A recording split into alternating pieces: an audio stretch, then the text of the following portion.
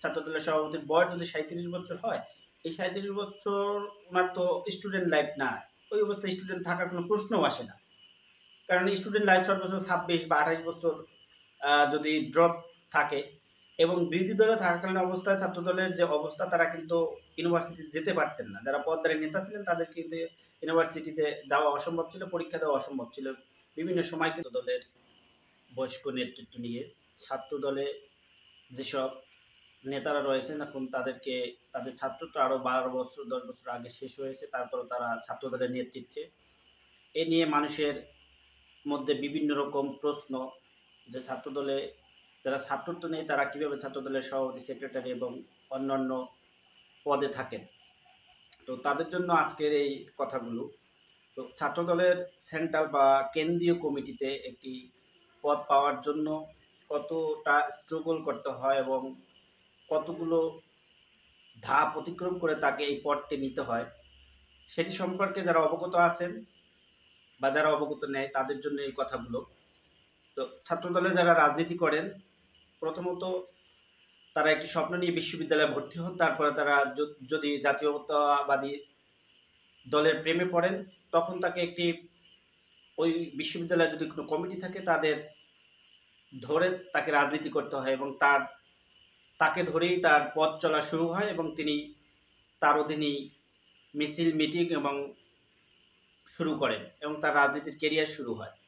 তো বিশ্ববিদ্যালয় শুরু হওয়ার পরে তার প্রাথমিক জীবনে তিনি যার সাথে রাজনীতি করেন বলে মনস্থির করেন, তার সাথে তিনি বিভিন্ন জায়গায় এবং বিভিন্ন জনের সাথে পরিচিতি, একটি সখ্যতা গড়ে তোলেন। তো এর মধ্যে একটি ইউনিভার্সিটিতে যদি 3 বছর একটি কমিটি রানিং করে এবং 3 বছর পর যদি কমিটি ভাঙা হয়, তো উনি যখন এই ইউনিভার্সিটিতে প্রবেশ করেন, তারপর যদি 3 বছর তার চলে যায়, ওই নতুন কমিটি আবার 3 বছর পর শুরু করেন।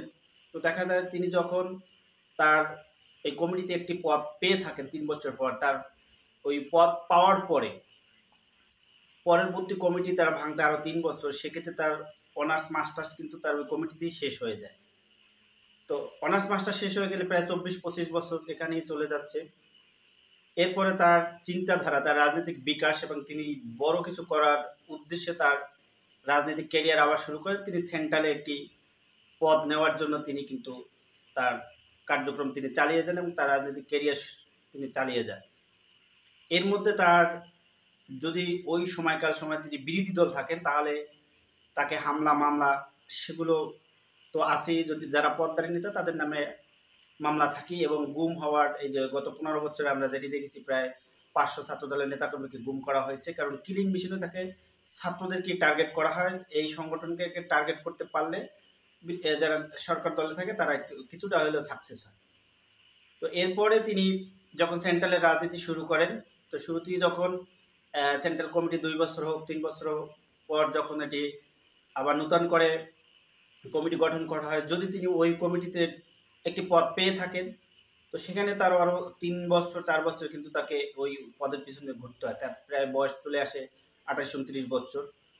এরপর তিনি আরও একটু ভালো করার জন্য যে আমি হয়তো 151 বিশিষ্ট সদস্যের মধ্যে আমি 50-এ ছিলাম, আমি আরও একটু আগে আসতে চাই, যে সুপার 7 বা সুপার 5 বা 10-এর মধ্যে আসতে চাই, সহসভাপতি পদ এই পদে আসতে চাই। তখন তিনি আবার তার রাজনৈতিক বিকাশটা আরও বড় করার চেষ্টা করেন এবং তিনি আরও ভালো কিছু করার চেষ্টা করেন।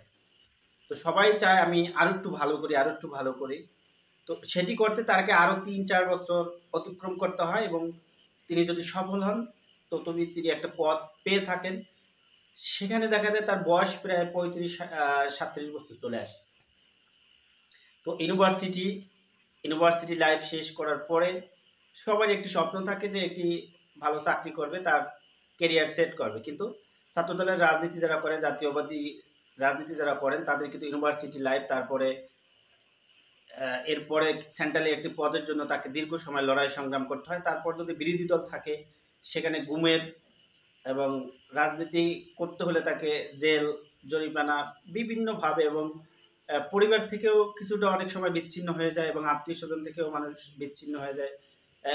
একটি ঘটনা আমি উল্লেখ করি যে একটি ছাত্রদলের একজন নেতা সে একটি মেয়ে দেখেছিলেন, তার বিবাহর কথাও চলছিল, তিনি সেন্ট্রালের একজন নেতা ছিলেন।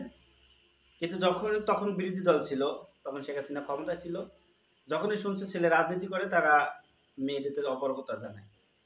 তো এই যে ছাত্র দলের যে একটি ত্যাগ, আপনি এই 2 দিন রাজনীতি করে সেটা আসলে আপনি বুঝবেন না যে ছাত্রদল কতটা ত্যাগ করে এই সেন্ট্রাল পজিশনে আসে। যেমন বর্তমান সভাপতি রাকিবুল হাসান রাকিব, তার বয়স প্রায় 37 বছর। তো এটি নিয়ে মানুষ ট্রল করে, কিন্তু এই রাকিব কিন্তু একদিনই তার সভাপতি পোস্টটা পাননি, যে হুট করে তিনি সভাপতি পোস্টটা পেয়েছে। তাকে ঢাকা ইউনিভার্সিটিতে বিভিন্ন পদে থাকতে হয়েছে, সেই ইউনিভার্সিটি থেকে সংগ্রাম শুরু করে এবং তখন বিরোধী দল, এবং এরপরে তাকে স্ট্রাগল করতে করতে পদ পেতে পেতে তিনি কিন্তু সেন্ট্রালের সভাপতি হন তার কর্মক্ষেত্রের মাধ্যমে, কার্যকারী কাজের মাধ্যমে। তো এভাবে কিন্তু ছাত্রদল গড়ে তোলে এবং গুম খুন অসংখ্য মামলা হামলার পরেও কিন্তু ছাত্রদল তাদের রাজনীতির সামনের দিকে এগিয়ে নিয়ে যায় এবং তারা কিন্তু একটি পোস্ট পাওয়ার জন্য দীর্ঘদিন সংগ্রাম লড়াই করে। তাছাড়া তারপরে বিরোধী দল, রাজনৈতিক সংকট বিভিন্ন সময় বিভিন্ন, এবং এরই মধ্যে যদি বর্তমান কমিটিতেও যদি 151 বিশিষ্ট সদস্য থাকে, সেখানে দেখবেন সর্বোচ্চ হইলেও 10 জন বা 12 জন আপনি পাবেন বিবাহিত, তাও হয়তো গোপনে করছে। কিন্তু তাদের দেখেন দীর্ঘ 37-38 বছর, 40 বছর একটা ছেলে এই ছাত্রদলের পোস্ট পাওয়ার জন্য সে লড়াই সংগ্রাম করে তার সেই ইউনিভার্সিটি লাইফ থেকে। এখানে 10-15 বছর তাকে একটি পোস্টের জন্য সংগ্রাম করতে হয়। তো তাদের স্যাক্রিফাইসটা আপনি কিভাবে দেখেন? 2 দিন বা 1 বছর একটি দল করে আপনি যখন তাদের সমালোচনা করেন, এটি আসলে খুবই একটি হাস্যকর বিষয় যে আপনারা তো দল করার আগেই সবাই বিবাহ করেছেন, 26 বা 30 এর মধ্যেই করেছেন। কিন্তু ছাত্রদলে যাই দেখেন 151 বিশিষ্ট কমিটির মধ্যে কেন্দ্রীয় পোস্টে যারা আছেন, আপনি 10 জন পাইতেও পারেন, নাও পাইতে পারেন। এটা হলো সেন্ট্রাল কমিটির কথা আমি বলছি। এবং এরপরে বিভাগীয়, উপজেলা, জেলা এগুলো অসংখ্য নেতাকর্মী আছেন যারা তাদের বৈবাহিক জীবন এবং পারিবারিক জীবন, তাদের আত্মীয় স্বজনদের সাথে সবকিছু মিলিয়ে ছাত্রদলের এই পোস্ট পাওয়া পর্যন্ত একজন তরুণ নেতা যে পরিমাণ সংগ্রাম পরিশ্রম করেন, সেটি আসলে যে যারা তাদের সাথে উঠা বসা করেন হয়তো বা তারা এই যে জানতে পারবেন যে ছাত্রদল আসলে কি। এবং ছাত্রদলের একটি পোস্ট পাওয়ার জন্য অসংখ্য, একটি সভাপতি পোস্ট পাওয়ার জন্য আর না হয় 200 ক্যান্ডিডেট থাকে, তার মধ্যে একজনকে বাছাই করা হয়। তো 200-র মধ্যে একজন একটি পোস্ট পাওয়া এতটা সহজ বিষয় না। তাকে সেই পরিশ্রম, তাকে সেই মেধা দিয়েই দলে তাকে সেই পোস্টটা ক্যারি করতে হয়। তো ছাত্রদলকে দিয়ে যারা টল করে তারা আসলে হিস্টোরিক্যাল কিছু জিনিস আপনারা জানবেন যে ছাত্রদলের এই সেন্ট্রালের পোস্ট পাওয়ার জন্য, ইউনিভার্সিটিতে একটি সভাপতি পোস্ট পাওয়ার জন্য তাকে কত বছর লড়াই সংগ্রাম করতে হয়। আপনি আজকে ভর্তি হয়েছেন, আগামীকালকে আপনাকে পোস্ট দেবে, বিএনপির মতো একটি বড় দলে পোস্ট পেয়ে যাবেন, এটা অসম্ভব। যে আপনি 1 বছর ইউনিভার্সিটি অতিক্রম করছেন, আপনার মতো এরকম আরো শত নেতা রয়েছেন, তারা আপনার থেকেও দীর্ঘদিন আগ থেকে তারা সংগ্রাম করে যাচ্ছে। তো একটি ছেলে মাস্টার্স পাস করার পরও দীর্ঘ 10 বছর সংগ্রাম করে শুধু একটি পোস্ট সেন্ট্রালে ক্যারি করার জন্য। তো এখন তার বয়স হবে, এটাই স্বাভাবিক। তো সব কিছু মিলিয়ে আপনারা যারা সমালোচনা করেন, অবশ্যই আগে একটি বড় দল সম্পর্কে আপনাদের অবগত হতে হবে যে তাদের এই একটি পোস্ট পেতে হলে তাদেরকে কত বছর লড়াই সংগ্রাম করতে হয় এবং জেল, জরিমানা, আর্থিক, পারিবারিক, সামাজিক কত কিছু নানান সমস্যা অতিক্রম করে তারা এই সংগ্রামটি করেন। এবং বিরোধী দলে থাকলে তাদের সংগ্রামটা আরও দীর্ঘ সময় করতে হয়, কারণ ওই সময় কমিটি অনেক দিন এক একটা কমিটি চলমান থাকে, দীর্ঘদিন থাকে, অনেক নানা কারণে মামলার কারণে তারা করতে পারেন না। তো যারা সমালোচনা করেন তারা কিছুটা হলেও সমালোচনার আগে আসলে তাদের সম্পর্কে আসলে জানবেন যে আসলে তো আপনারা দেখেছেন যে তাদের উপরে হামলা চালানো হয়েছে, তাদের পরীক্ষা কেন্দ্রে যেতে দেওয়া হয়।